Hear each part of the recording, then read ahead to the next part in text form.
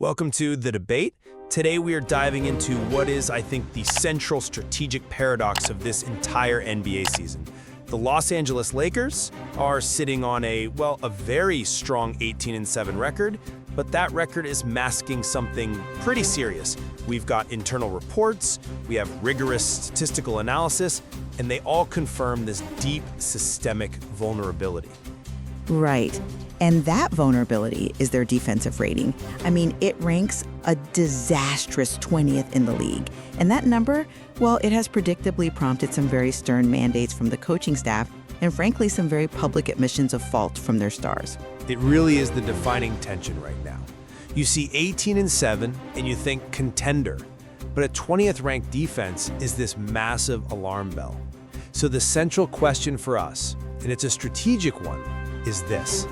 Does the fix for this unstable defensive foundation come from within, from accountability and effort driven by head coach J.J. Redick?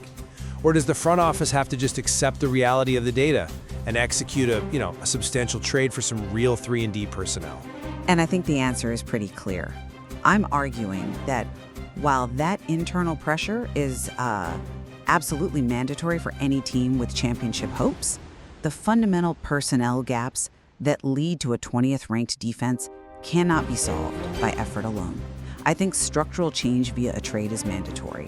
The data just dictates a deeper fix. See, I come at this from the other side. I am firmly on the side that the internal pressure and the commitment to accountability, that's the necessary and I would argue sufficient lever for change right now.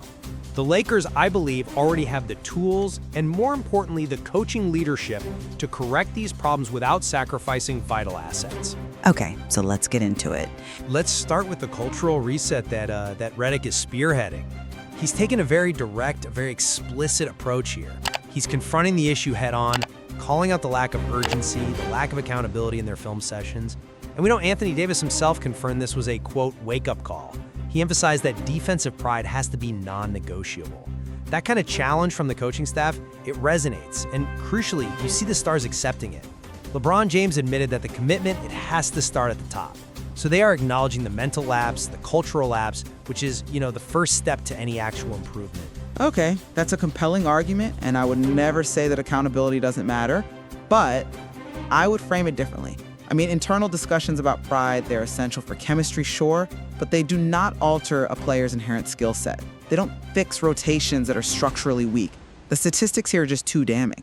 Ranking 20th in defensive rating exposes this dangerous habitual failure on the perimeter, and that forces Anthony Davis into constantly covering for two guys, which turns these comfortable leads into these tense nail-biter finishes. And we have painful, clear evidence of this failure. The NBA Cup loss to San Antonio, the collapse against the Suns, where their defensive execution just evaporated late. Marcus Smart confirmed the scouting report around the league is simple. Teams believe the Lakers won't guard consistently. And that perception, that requires a systemic fix. You have to acquire those gritty 3-and-D guys who can survive those high-pressure playoff moments. Accountability only works if the personnel is fundamentally capable of executing. I agree with the diagnosis that defense has been inconsistent, but I really challenge the prescription that the foundation is too shaky. Redick's explicit mandate is precisely what elevates that existing foundation.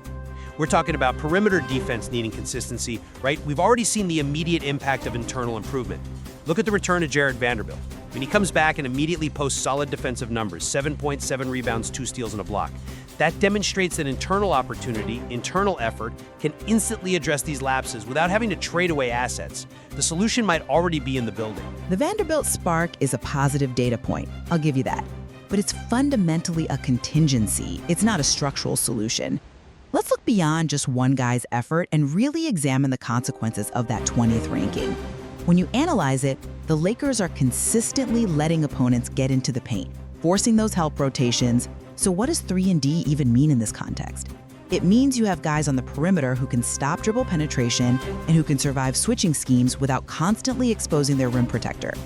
So if Vanderbilt is the only reliable option you have outside of Marcus Smart, that means every other wing player is contributing to the pressure that ultimately breaks the whole defense. But isn't the challenge for Redick designed to change those habits?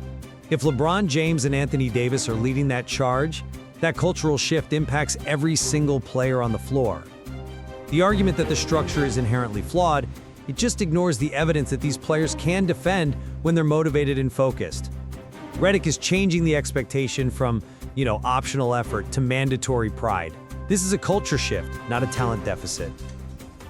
If effort and focus can move that defense from 20th to, say, 12th, which I think is entirely feasible with this group, that drastically alters the calculus for championship contention, and it saves you future assets. I'm just not convinced that moving from 20th to 12th is sufficient for a title run, especially not in this Western Conference.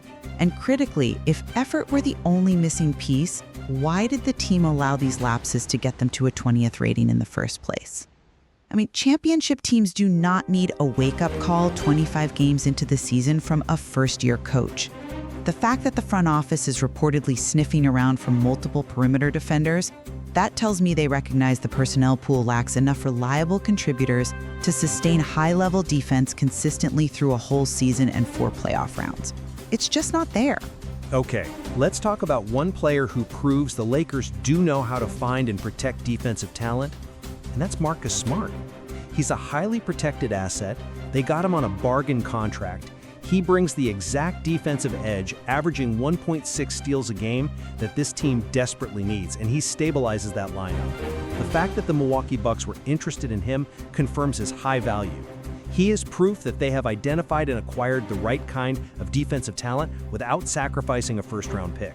So why assume they can't replicate that or leverage their existing depth? See, Smart is a phenomenal piece, but I would argue he actually illustrates the severity of the problem. Los Angeles is struggling with these defensive breakdowns despite having Smart already on the court. One elite defensive player, he can't solve the issue when the coaching staff is seeking multiple 3-and-D contributors for the rotation. The reporting says the Lakers' perimeter defense has unraveled at times. That doesn't happen just because of a lack of effort. That happens because of a systemic vulnerability. It happens when your defensive game plan has to rely on players who are known liabilities in key moments. If the depth is so thin that the whole defense collapses the moment Smart sits, or the moment an opponent targets a specific weak link, then the solution has to be acquiring 2 or 3 guys to fortify that entire rotation. One guy isn't enough. First-round picks, or you're trading young players with potential. Is the marginal defensive improvement you get from a mid-level 3-and-D player who might, raise their rating from 20th to maybe 15th? Is that worth sacrificing your future? That's a huge gamble. The internal solution, leveraging Redick's mandate, it's a zero-cost option that preserves your flexibility, and it deepens the existing talent base through accountability. I'm sorry, I just don't buy that preserving future flexibility is the priority when you have LeBron James and Anthony Davis in their current window. True championship contention is measured by what you do now. If the Lakers only rise to 15th, they're still one of the worst defensive teams to ever win a title. We've seen the critical losses they've suffered already. The assets you have to give up are often a necessary sacrifice. You trade one problem, a lack of defensive consistency, for another, which is the loss of draft capital. But the first problem, the bad defense, that prevents championships. The other one just prevents future contention. For this team, winning now is everything, and the current talent pool simply does not provide the requisite defensive gravity. And I think that notion that effort is just transient, it fundamentally undervalues the impact of a coaching mandate when it's accepted by the stars. The burst of energy, the hustle we saw from Vanderbilt when he returned, that proves that opportunity and accountability can unlock solutions from inside the locker room. It shows the roster has this hidden defensive capacity just waiting to be tapped, especially if Redick provides that clear, non-gentle direction. They have the pieces, they just needed the urgency of this mid-season crisis to ignite them. I understand the hope, I do. But relying on a transient burst of effort from one bench player, or, renewed promises from stars who have defensive lapses in their history, it's just wishful thinking. The league scouting report is already out there, it's established. And until the Lakers acquire players who inherently defend consistently, relying on these internal sparks is strategically dangerous. Smart himself noted that true greatness will remain out of reach until that negative perception changes, and that change requires execution born of specialized talent, not just heightened effort for a few weeks. That structural deficiency, it's going to resurface when the fatigue of the season sets in, or when they face a Nikola Jokic or a Luka Doncic in a 7-game series. So, in summation, I think the strongest evidence suggests the Lakers are at a turning point, and it's being driven by accountability and coaching. Redick's urgency and the public acknowledgement from LeBron James and Anthony Davis.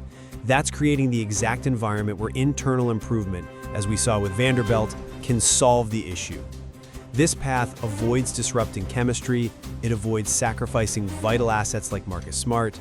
They are choosing cultural fortitude over structural upheaval. And they're betting that their current roster has enough high-end talent to meet the challenge, if they're properly focused. And I'd summarize by saying, ultimately, the data dictates the strategy here.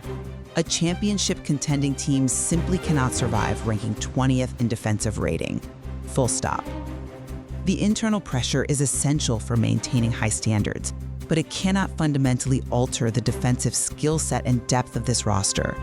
The only way to truly change the league's perception that the Lakers won't guard consistently is by acquiring the specific defensive personnel, those durable, multifaceted 3-and-D wings that the front office is reportedly already looking for. Effort is the baseline. Consistent execution born of structural talent is the championship ceiling. It is clear that both accountability and personnel are essential levers for any title contender, and the Lakers have to decide where to place the greater weight. I think this discussion really highlights the difficulty of achieving true greatness when fundamental issues, like inconsistent defense, are being masked by a pretty impressive win-loss record. Exactly. And listeners will have to weigh which solution, the cultural reset and a reliance on existing talent, or that structural acquisition which requires sacrificing future assets, carries the greater weight in stabilizing the Lakers' shaky foundation moving forward.